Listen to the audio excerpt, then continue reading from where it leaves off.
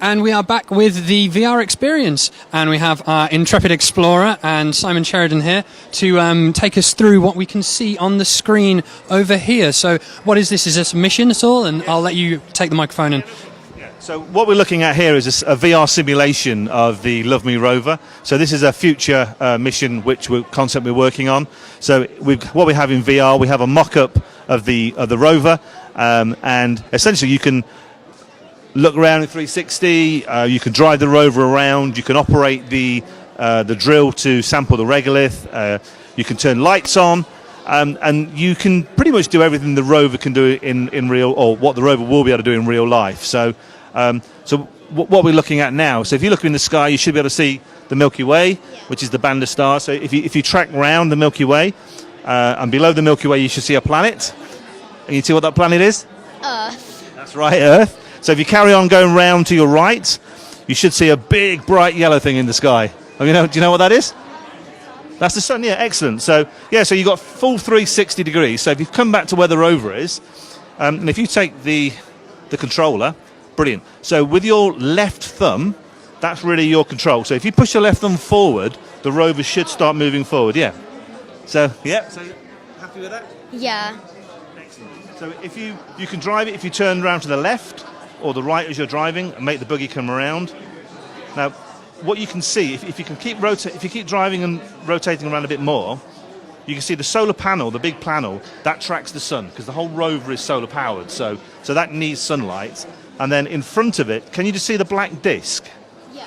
So that is the communications disc. So that is tracking the Earth. So that always stays in line with the Earth. So you can actually have communication. So that's how we'll talk to the rover in reality from Earth. So if you drive around, so you see it's getting a little bit dark, a little bit shadowy. So if you bear me a second, if we do that, do you see the lights come on? Yeah.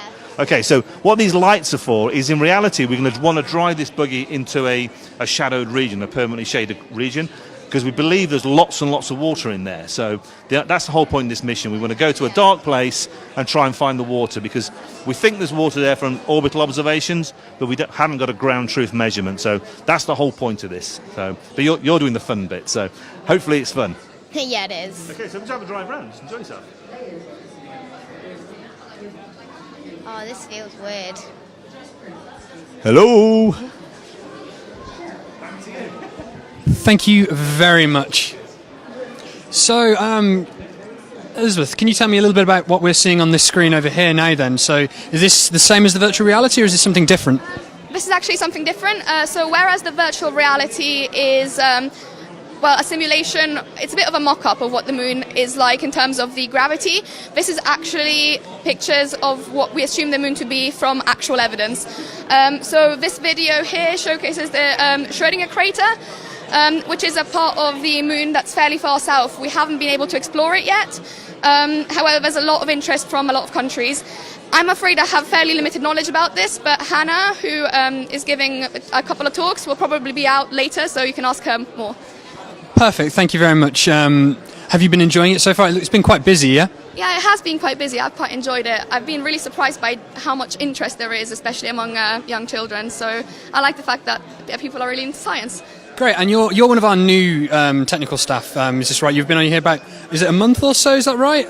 Yeah, I've been here just over a month, but I'm actually really loving it and it feels really nice. You've answered my question already. I was going to ask how you're settling in. Everything okay?